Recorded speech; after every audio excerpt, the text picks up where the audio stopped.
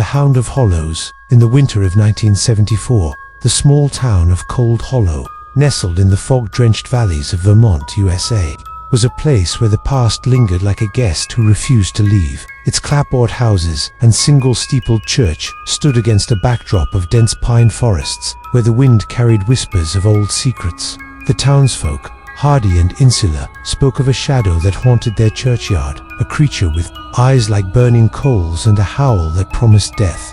They called it the Hound of Hollows, a beast that appeared on moonless nights, its presence a harbinger of doom. In January of that year, a group of outsiders arrived, chasing rumors of the spectral dog. What they found was no mere legend, but a force older than the town, bound to the earth and hungry for those who dared to meet its gaze. The Seekers.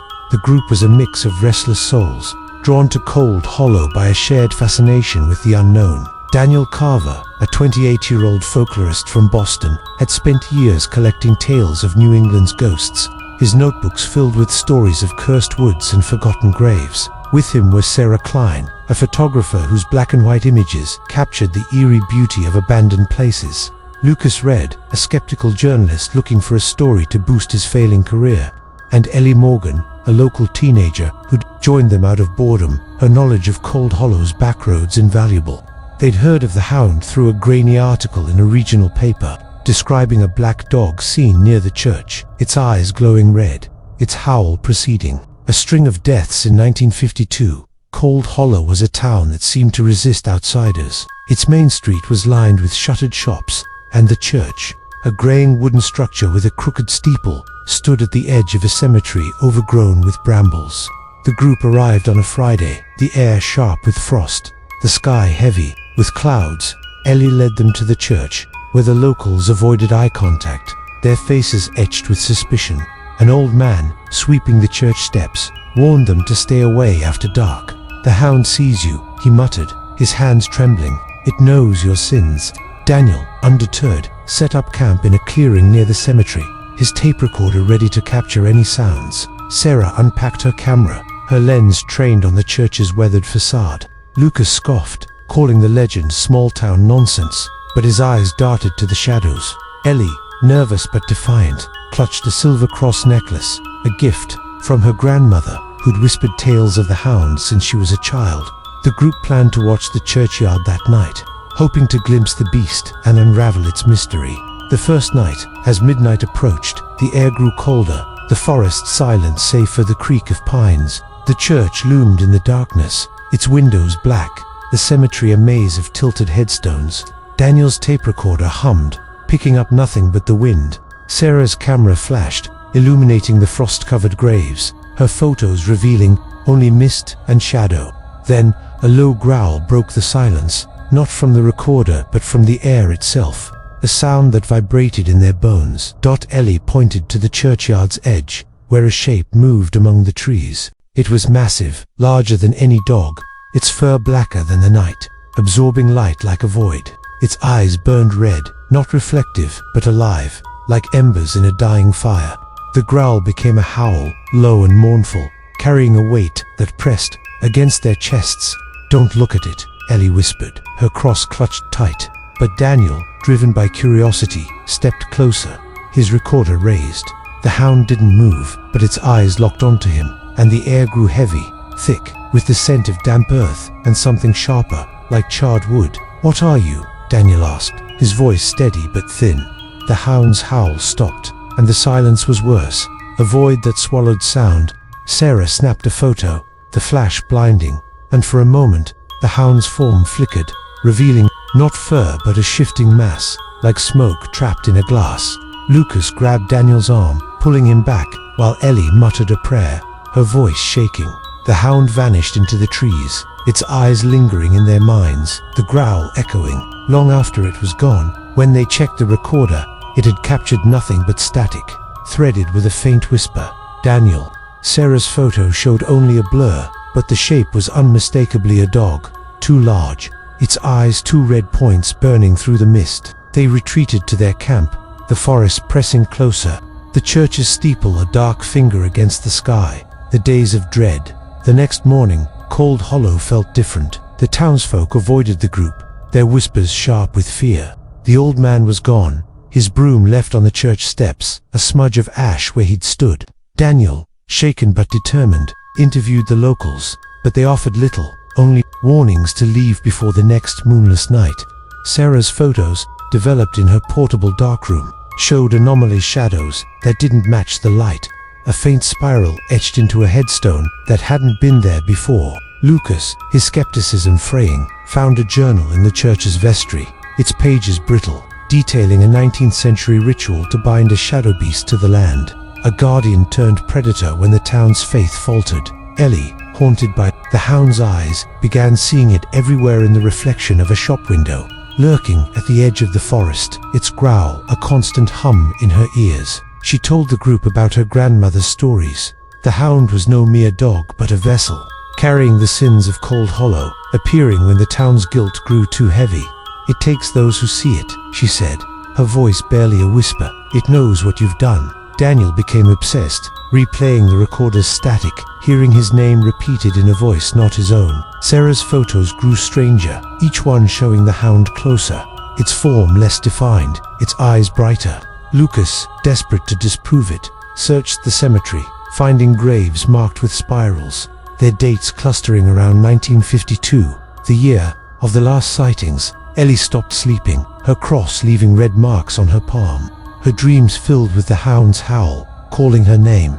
The second night, on January 19th, another moonless night, the group returned to the churchyard, driven by a mix of fear and defiance. Daniel carried salt and sage, remnants of old folklore he'd studied. Sarah's camera hung heavy around her neck, its lens scratched, though she swore she hadn't dropped it. Lucas gripped a crowbar, his bravado gone, replaced by a grim resolve. Ellie wore her cross, her lips moving in silent prayer, her eyes darting to the trees. The growl came first, louder now, a sound that shook the ground. The Hound appeared at the cemetery's heart, its form larger, its eyes blazing, the air around it shimmering like heat. "Don't look," Ellie pleaded, but Daniel raised his recorder, his voice steady. "What do you want?" he asked. The words a mistake, he couldn't undo. The Hound's eyes flared, and the growl became a howl, a sound that tore through them, carrying their names. Daniel, Sarah, Lucas, Ellie. Sarah snapped a photo, the flash illuminating the Hound's form, not a dog now, but a mass of shadow, its edges fraying, its eyes burning holes in the night. Lucas swung his crowbar, but it passed through the Hound, the air rippling where it struck. Ellie threw her cross, and it landed in the snow, the metal glowing briefly before sinking out of sight. The Hound lunged, its jaws snapping inches from Daniel's face, and he fell, his recorder shattering, the tape unspooling like veins. They ran the cemetery a blur, the howl chasing them through the trees. Sarah tripped, her camera falling, its film spilling into the snow. The Hound's eyes followed her, and she screamed, her voice cut short as the shadow enveloped her. When the others reached the clearing, Sarah was gone, only a spiral of ash and a faint scent of charred wood marking where she'd stood. The town that fell. Cold Hollow woke to silence. Lucas and Ellie reported Sarah's disappearance, but the police found nothing, no body, no camera, only the ash and a faint claw mark on a headstone. Daniel, unraveling, refused to leave, his notebook filled with spirals and fragments of the Hound's howl. The townsfolk locked their doors, their faces pale, whispering of the Hound's return.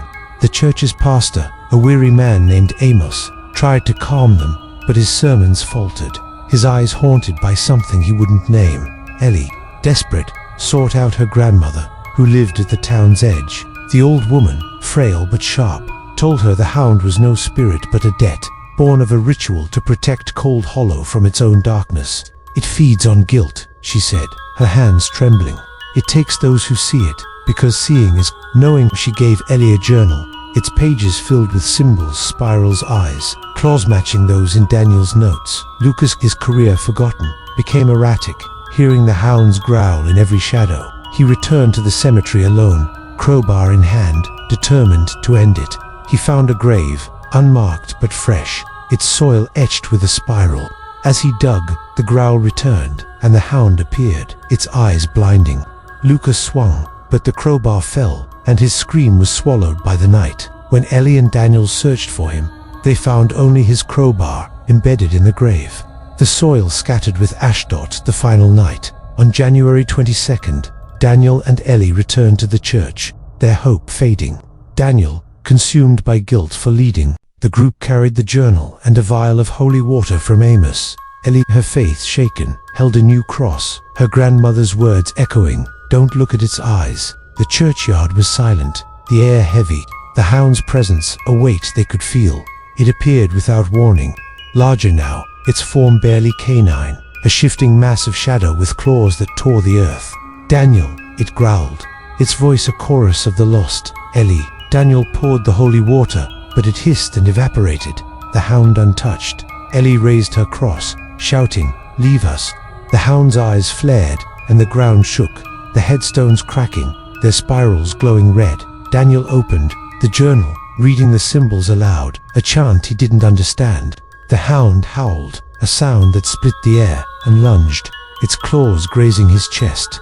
Ellie pulled him back, her cross burning her hand, and they ran into the church, the doors slamming shut. Inside, the air was cold, the altar glowing faintly, the hound's growl echoing through the walls.